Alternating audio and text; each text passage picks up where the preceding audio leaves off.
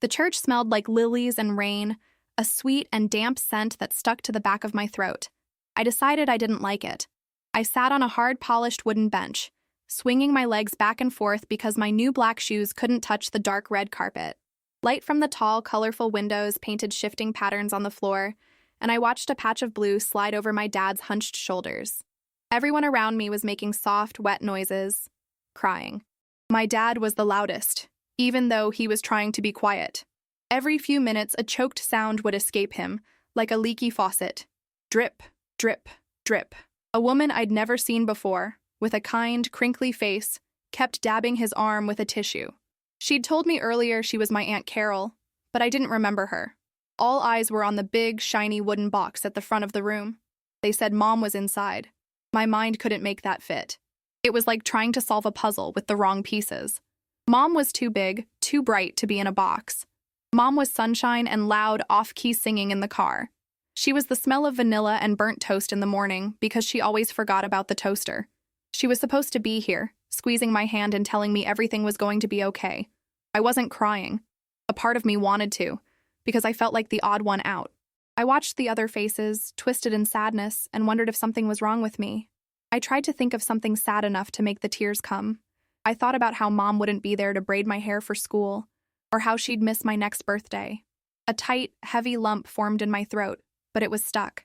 My tears felt broken. On the other side of my dad sat my stepbrother Daniel. He was 17, and most of the time he lived in his own world of headphones and video games. We didn't talk much. He was too cool for an 8-year-old sister, but today he wasn't in his own world. He was here, and he was falling apart. His face was blotchy and red, and he was staring at the box with a scary intensity. He was crying harder than anyone, his whole body trembling. It was confusing. Just last week I'd heard him and Mom arguing. He'd yelled that she wasn't his real mom, and she'd answered in a quiet, hurt voice before he slammed his bedroom door. Now he looked like he'd lost the only person he ever loved. The man in the long black robe was talking in a low, rumbling voice about peace and going home. In the middle of the quiet, a loud buzzing noise cut through the air. Psst, psst. It was angry and insistent. It came from Mom's purse, the pretty blue one she called her fancy one, which was sitting on the bench between me and Dad. Dad jumped like the sound had physically hurt him.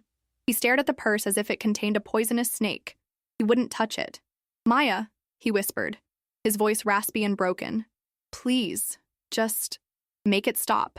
He nudged the purse with his elbow, pushing it into my lap. It felt heavy and strangely warm. My fingers, small and clumsy, fumbled with the silver clasp. For a second it was stuck, and then it popped open with a soft click. Inside, nestled between her wallet and a tube of red lipstick, was her phone. It was vibrating against the leather, making the whole purse hum. I grabbed it. The buzzing stopped as I pressed the side button. The church was quiet again, except for the sniffles. No one seemed to have noticed. They were all lost in their own sadness. Holding her phone felt wrong, like I was holding a secret, but it was also a piece of her. A solid thing in a world that had suddenly gone blurry. I slid off the bench, my shoes making no sound on the thick carpet, and slipped into a small empty room at the back. It was filled with stacks of folded chairs and smelled of dust and old paper. It was peaceful. I sat on the floor, leaning against a stack of chairs, and turned the phone on. The screen glowed to life, showing a picture of Mom and me at the beach last summer. She was holding me up, and we were both squeezed into a huge, shared laugh, our eyes shut with joy. The lump in my throat grew bigger, heavier. I knew her password, 1207. She told me it was for emergencies. "The luckiest day of my life, sweetie," she'd said. "The day I met your dad." My fingers trembled as I typed in the numbers. The screen opened up to all her apps. I just wanted to see something normal. A message from Grandma, or a silly text to Dad. I just wanted to feel close to her for a second. My finger hovered over the little green message icon, and then I tapped it. The message list opened up. It was a long list, mostly names I knew. Dad was at the top with a little red heart next to it. Below that was Grandma, and then a few of her friends, like Susan from yoga. It all looked so normal, so, Mom. The most recent messages were from people saying they were sorry, messages she would never get to read. The lump in my throat got harder, but the very last conversation she'd had, the one at the very top of the screen, was with Daniel. There was no heart next to his name. The last message was from her. It just said, "I'm so proud of you. Don't ever forget that." It was sent 2 days ago. The day she went into the hospital for the last time. My finger, acting on its own, tapped on his name. I don't know why I did it. Maybe it was because he was crying so hard. Maybe I thought I would find an answer to a question I didn't even know how to ask. The conversation opened up. I started scrolling up, going back in time. Most of it was boring, normal stuff. "Can you pick up milk on your way home?" she had asked last week. "'Kay," he replied. "Don't forget to take out the trash. It's your turn," she wrote a few days before that. He hadn't replied to that one. I remembered that argument. I'd heard it through my bedroom door. I kept scrolling. The messages were short, simple. It was just mom being a mom. But then I went further back to a few months ago, and the feeling of the words started to change. They felt different, heavier. "Mom, are you okay? You seemed quiet tonight." "Daniel, I'm fine, just tired." "Mom, you know you can talk to me about anything. It doesn't have to be him." Him? Did she mean my dad? Why wouldn't Daniel talk to my dad? Dad loved Daniel. He always called him son ever since he had married Mom 5 years ago. I kept scrolling, my heart starting to beat a little faster. "Mom, don't tell your dad about the money. He'll just worry. I'll handle it." "Daniel, are you sure? It's a lot." "Mom, I'm sure. It's for you, for your college fund. It's our secret, okay? My little gift to you." A secret. They had a secret about money. I felt a prickle of something uncomfortable on my skin. Mom and Dad never had secrets. They told each other everything, or so I thought. I scrolled more, past dozens of messages. Then I found one that made my breath catch in my chest. It was from about 6 months ago, late at night. "Mom, thank you for tonight, Dee. For just listening. You're the only one who really sees me. Not as a wife, not as a mother to a little girl, just as me. Daniel, always. You know that. Mom, you are so much like him. Your real father, I mean. He was a good listener, too. Daniel, don't say that." "Mom, I know. I'm sorry. But it's true. You have his heart. That's the best part of him." My mind stumbled. She was talking about Daniel's other dad, the one who left when he was little. Mom always said it was a sad story. But she was talking to Daniel about him. And she said he was the only one who saw the real her. What did that mean? Wasn't the person who baked cookies with me and read me stories the real her? My fingers were getting cold. The dusty smell of the room felt thick and suffocating. I scrolled up faster, wanting to get to the beginning, or maybe wanting to stop, I wasn't sure. And then I saw it. The message that made everything stop. The world, my heart, the air in my lungs. It was from a year ago. "Mom, he wants to adopt you, Daniel. Officially, your dad. He asked me today." Daniel. "Wow." Daniel. "What did you say?" "Mom, I said we'd think about it, but I need to tell you something first. Something I've never told anyone. I left it for you, Daniel. In the old shoebox in the back of my closet.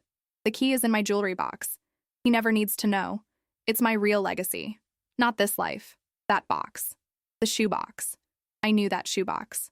It was dusty and wrapped in a rubber band, hidden behind a stack of sweaters on the top shelf of her closet. She'd once told me it was just old, boring papers, but she had called it her real legacy. What did that word even mean? And why was it a secret from my dad, the man she said was the love of her life? Suddenly, Daniel's loud, broken sobs in the church made a terrible kind of sense. He wasn't just crying for the mom who made him take out the trash. He was crying for a different person. A person I didn't know at all. And I was holding the key to her secrets right here, in my small, trembling hands. My legs felt like jelly as I stood up. The phone felt hot in my hand, like it had absorbed all the secrets from the screen and was now burning them into my skin. I slipped it into the pocket of my dress, a small, hard square against my leg. I walked slowly back out into the main part of the church. The man in the robe had stopped talking. People were starting to stand up, their quiet sniffles turning into soft murmurs. The service was over. No one had missed me. My dad was standing by the end of the bench, his arm around Aunt Carol, who was patting his back. Daniel was a few feet away, staring blankly toward the front, his face still a mask of misery. He looked older than 17 now. He looked ancient. He didn't look at me as I slipped my hand into Dad's. His hand was cold and limp. He squeezed my fingers, but it felt like he didn't even know he was doing it. The car ride home was the quietest car ride of my life. Usually Mom would have the radio on, and she and Dad would sing along, or she'd ask me about my day. Now, there was only the soft hum of the engine and the sound of Dad's breathing. He drove with both hands on the wheel, his eyes fixed on the road, but I could tell he wasn't really seeing it. Daniel sat in the back with me, but he was a million miles away. He leaned his head against the cold glass of the window, his eyes closed. A single tear escaped and traced a path down his cheek. I watched it, mesmerized. He looked broken, and I felt a new, sharp feeling in my chest. It wasn't sadness, it was guilt. I had a secret that belonged to him too. The phone in my pocket felt like it weighed 100 pounds. When we got home, the house was the worst part. It was so quiet it felt loud. Every tick of the clock on the wall, every creak of the floorboards, was an echo in the emptiness. Mom's favorite mug was still by the sink. Her gardening gloves were on the little table by the back door. It was like the house was holding its breath, waiting for her to come back and make everything normal again. Dad walked straight to the living room and sank into his big armchair, the one he always sat in to watch TV. He just sat there, staring at nothing. Aunt Carol had followed us home. She started moving around the kitchen, her movements soft and careful, making tea and offering to make us sandwiches that no one wanted. "Daniel, honey, why don't you go lie down?" she said, her voice a gentle whisper. Daniel just nodded, not looking at her, and disappeared up the stairs toward his room. The soft click of his door shutting was another loud sound in the quiet house. This was my chance. My heart was hammering against my ribs, a frantic drumbeat in my ears. I tiptoed toward my parents' bedroom. The door was slightly ajar. I pushed it open and slipped inside, pulling it almost closed behind me. Their room smelled just like her, of vanilla and the lotion she put on her hands every night. Her side of the bed was perfectly made, the pillows fluffed. A book lay on her nightstand, a ribbon marking her place. She would never finish it. The jewelry box was on her dresser. It was made of dark, carved wood, with a little dancing ballerina inside that had broken years ago. I lifted the lid slowly, carefully, so it wouldn't creak. Inside were her shiny things, necklaces tangled together, earrings in a little pile, her wedding ring, which she hadn't been wearing at the hospital. And there it was, tucked into a little velvet-lined compartment. A small, old-fashioned silver key with a tiny heart-shaped top. It wasn't for a door. It looked like a key for a diary. Or a box. My fingers closed around it. It was cold and smooth. I slipped it into my pocket next to the phone. One secret was now touching another. Now for the closet. It was a walk-in closet, her favorite part of the room. I stepped inside, and the smell of her was even stronger here. Her clothes hung in neat rows, dresses, blouses, the sweaters Dad got her for Christmas. I had to stand on my tiptoes to reach the top shelf. It was dark and dusty up there. I could just make out a few shapes. A hat box, a stack of old photo albums, and behind them, peeking out, the corner of a shoebox. A plain, brown cardboard shoebox. I stretched my arm as far as it would go, my fingers brushing against the dusty surface. It was further back than I thought.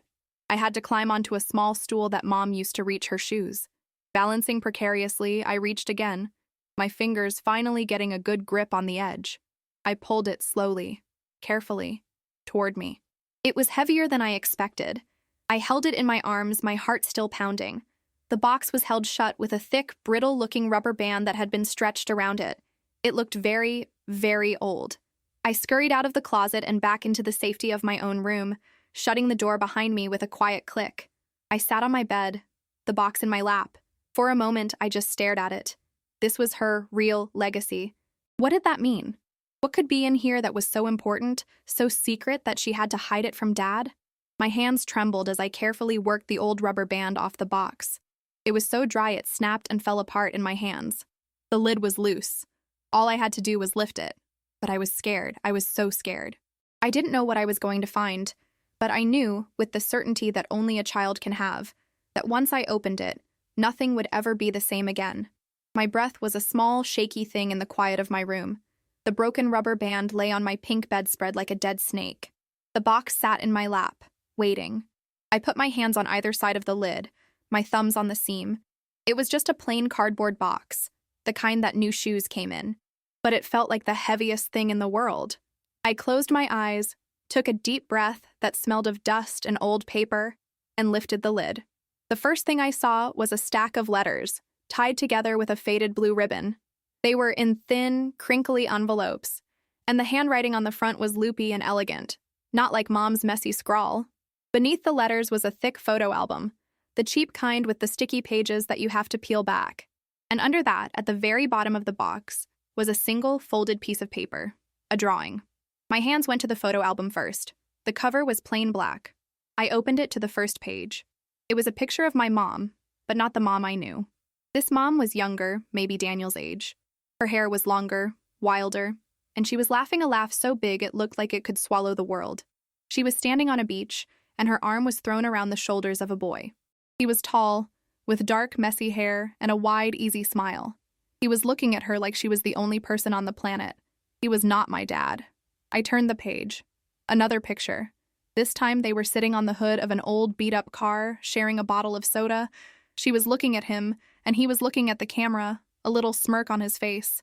He looked familiar, but I couldn't place him. I kept turning the pages. Picture after picture of this younger, wilder mom with this smiling, dark-haired boy. Picnics in sunny fields, blurry photos in a crowded room with music and dancing, a serious-faced picture of them dressed up for what looked like a school dance. In every single photo, they looked impossibly happy, like they shared a secret joke with the rest of the world. Near the back of the album, the pictures changed. Mom was still in them, but she was holding a baby. A tiny baby with a tuft of dark hair. The boy from the other pictures was there too, but he looked different, tired, a little sad. He was looking down at the baby in Mom's arms with a look of such love and such pain that it made my stomach hurt. And then I knew who the boy was. He had Daniel's eyes and Daniel's smile. This wasn't just a boy. This was Daniel's father. My heart felt like a trapped bird beating against my ribs. This was the man Mom always called a sad story. But in these pictures, he didn't look sad. He looked happy. He looked like he was everything. I put the album aside and picked up the stack of letters with trembling fingers. I untied the blue ribbon, which was so old it felt like it might crumble into dust. I pulled a letter from one of the crinkly envelopes. The paper was thin, almost see-through. "My dearest Sarah," it began. The handwriting was the same loopy, elegant script from the envelope. My mom's name was Sarah. "I miss you. It's only been 2 days, and it already feels like a year. I keep replaying our conversation in my head. I know it's for the best. I know we can't. But my heart doesn't seem to understand logic. I see you everywhere. In the songs on the radio, in the faces of strangers. You've ruined me, Sarah, in the best possible way." It was signed, "Forever yours, Michael." Michael, Daniel's father. I unfolded another letter. "I saw you with him today. From across the street, he seems nice. He looks at you with respect. He will give you a good life, a safe life, everything I can't. Is that supposed to make me feel better? It doesn't. It feels like a knife turning in my chest. You deserve safety. You deserve a good man. But God, I wish that man could be me.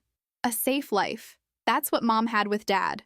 Their life was quiet and predictable and safe. But the girl in the photographs didn't look like she wanted a safe life. She looked like she wanted the boy who made her laugh so hard she couldn't breathe. I didn't read the rest of the letters. I couldn't. It felt too private, like reading a diary. I felt sick. This was her real legacy.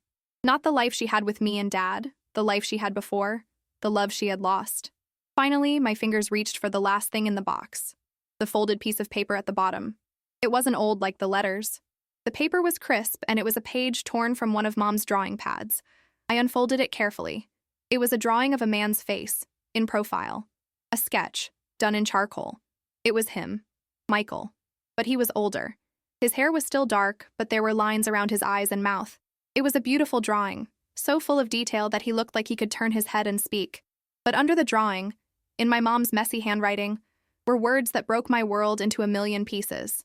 It was a date from 2 weeks ago, and underneath the date it said, "He came to the coffee shop today. He didn't see me.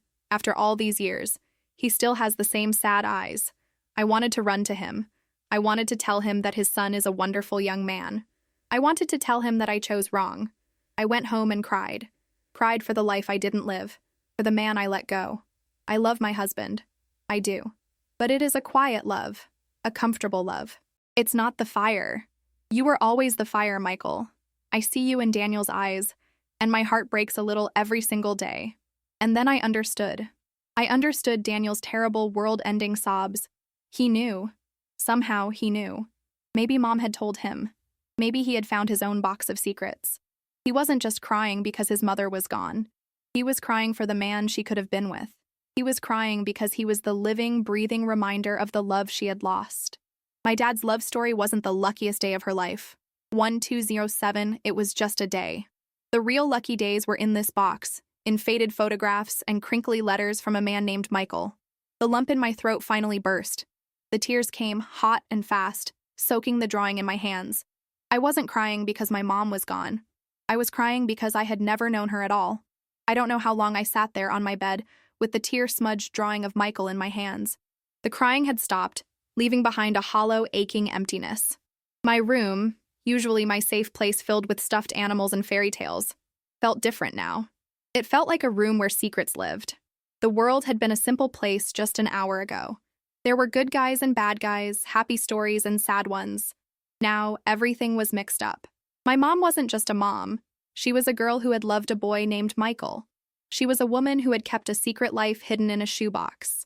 My dad was not the hero of the love story. He was the safe choice. Daniel was not just my moody stepbrother. He was a tragedy walking around in a 17-year-old's body, the last piece of a fire that had burned out long ago. Slowly, carefully, I began to put everything back. I folded the drawing of Michael and placed it at the bottom of the box. I laid the photo album on top of it. I retied the faded blue ribbon around the stack of letters, my fingers fumbling with the knot. They weren't my memories to keep. They weren't my story. But they were my secret now. I placed the lid back on the box. It didn't feel heavy anymore. It just felt sad. I couldn't put it back in her closet. That was a place for her things, for the life everyone knew. This box was something else. I slid it deep under my own bed, behind a stack of board games I never played with anymore. I would protect my dad from this box. And maybe in a way, I would be protecting my mom too. Protecting the part of her that I had never known. Later that evening, the house was still wrapped in a thick blanket of silence. I walked into the kitchen to get a glass of water. Daniel was there, leaning against the counter, staring out the window into the dark backyard. He looked like a statue. I was about to turn and leave, to just disappear back into my room like I usually would. But I stopped. I saw the curve of his shoulders, the way his head was bowed. I saw the ghost of Michael in the line of his jaw. He wasn't my stepbrother. He was the boy from the pictures. He was the baby in my mother's arms. I walked over to him and, without saying a word, I just stood beside him. Then I reached out my small hand and placed it on his arm. He flinched, surprised, and looked down at me. His eyes were red and empty. I didn't say anything. I just kept my hand there. I couldn't tell him I knew. I couldn't share the secret, but I could stand with him in the darkness. I could let him know he wasn't the only one who felt like the world had tilted off its axis. For a long moment, he just looked at me. And then a flicker of something changed in his eyes. A flash of surprise, of confusion, of understanding. He gave a tiny, almost imperceptible nod. He placed his hand over mine for just a second. It was the first time he had ever touched me with kindness. In that quiet moment, in our shared, unspoken grief, we weren't a stepbrother and stepsister anymore. We were just two people who had loved the same complicated, secretive, beautiful woman. I took the phone out of my pocket. I walked over to the trash can, deleted the conversation with Daniel, and then deleted every other message, every picture, until it was clean. A blank slate. A phone with no more secrets to tell. The funeral was a day of sad flowers and whispered words, but the real goodbye happened in the quiet corners of our house. My dad's love for my mom was real. My mom's love for me was real. But I had learned that love wasn't a simple, perfect thing like in the storybooks. It was messy and confusing, and sometimes it broke your heart. My mother's heart had been broken a long time ago, and she had spent her life carefully gluing the pieces back together into a different shape, a shape that included me and my dad. It wasn't the fire, but it was a warm and steady light, and it was gone. I knew as I watched my dad try to smile at me over breakfast the next morning, his eyes full of a pain he was trying to hide for my sake, that I would keep her secret forever. I would let him have his story, the one where he was the hero who won the girl. Because sometimes, the kindest thing you can do for someone you love is to let them live in the beautiful story, even when you know the truth.